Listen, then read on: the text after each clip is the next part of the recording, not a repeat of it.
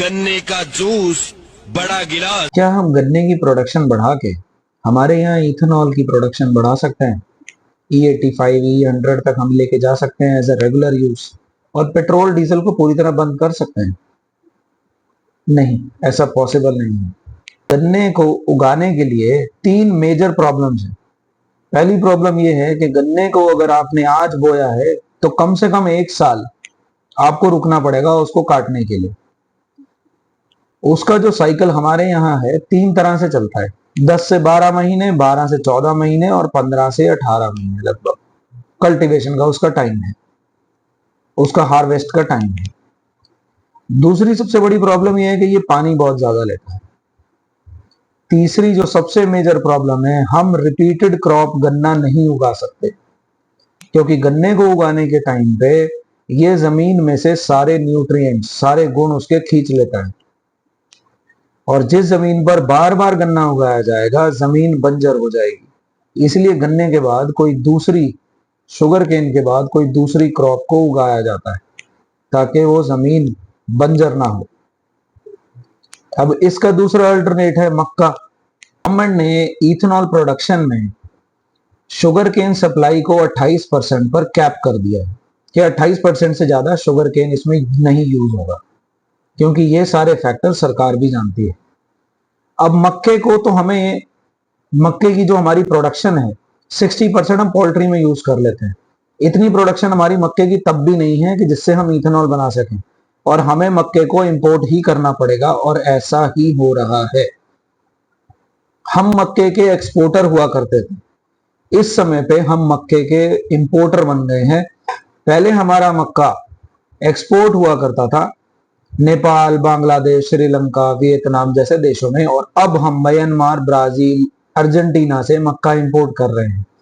और इसमें भी कोई दो राय नहीं कि ये मक्का यूएस से भी इंपोर्ट हो, क्योंकि यूएस मक्के का, इथेनॉल का सबसे बड़ा प्रोडक्शन हाउस है और सबसे बड़ा एक्सपोर्टर भी है।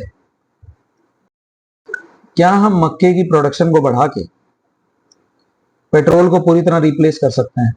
इसका भी आंसर है नो, क्योंकि इस समय पे हम जो मक्के से इथेनॉल बना रहे हैं वो 17 बिलियन लीटर्स है, और हमें सिर्फ पेट्रोल को रिप्लेस करने के लिए चाहिए 58 बिलियन लीटर्स।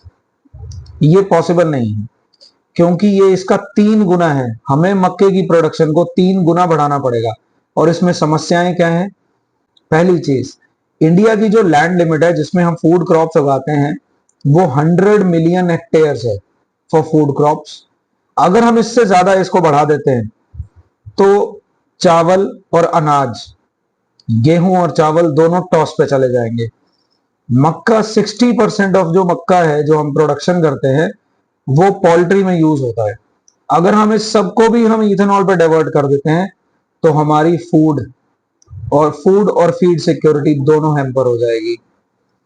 दूसरी चीज है, लार्ज स्केल अगर हम मक्के को बढ़ा देते हैं तो हमारी जमीन भी बंजर हो जाएगी, और उसके लिए हमें बहुत ज्यादा पानी लगेगा। तीसरी चीज है, उसके बाद है इंपोर्ट्स, और हमें इंपोर्ट पर डिपेंडेंट होना पड़ेगा। जो उगा रहा है उससे मंगाना पड़ेगा, तो इंपोर्ट तो हमारा मक्के का बढ़ ही जाएगा।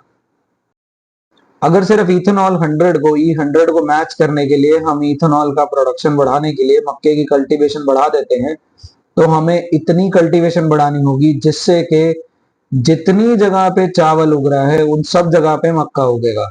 तो हमारा चावल उगेगा ही नहीं, हमारे पास चावल उगाने के लिए जगह ही नहीं होगी। डेटा तो यही दिखा रहा है कि हम E100 को इंडिया में एनरोल नहीं कर सकते। It is not feasible. India में अगर हम शुगर केन उगाते हैं तो वो पॉसिबल नहीं है, क्योंकि उसकी रोटेशन पॉसिबल नहीं है और सॉइल डिप्लीशन उससे ज्यादा होता है। मक्के की प्रोडक्शन हमारे पास इतनी नहीं है, हम ऑलरेडी मक्के को इंपोर्ट कर रहे हैं फॉर इथेनॉल प्रोडक्शन। अगर हम इससे ज्यादा हमारे यहाँ बढ़ाते हैं तो हमारा चावल और गेहूं दोनों बंद हो जाएगा, उसकी जगह मक्का आ जाएगा इथेनॉल प्रोडक्शन के लिए। तीसरी चीज, अगर हम इसको और ज्यादा बढ़ाते हैं, मक्के को अगर हम चावल को रिप्लेस भी कर देते हैं मक्के से, तो अभी हमारा सॉइल डिप्लीशन हो जाएगा।